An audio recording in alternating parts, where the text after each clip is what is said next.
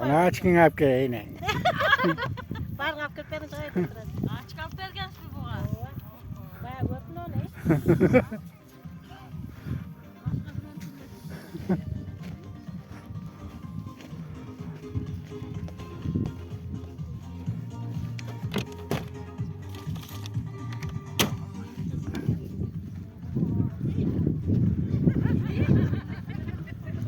Bunun açkısı özünün başından çoğun.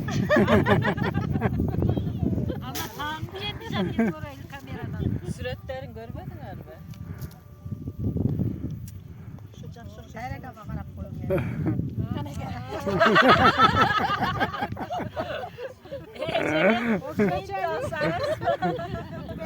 Görgünler. Biraz sakin. Ana bana teki takılmaz mı? Var lan kesseniz O narkını tartın çatmakta.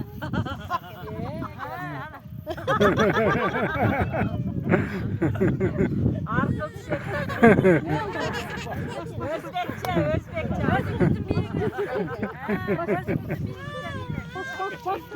Vay.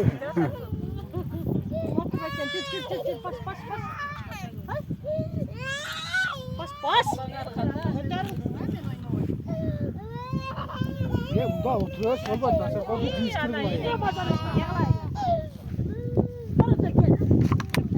Sena. Hey, kolun kadar koy. Kolun kadar koy.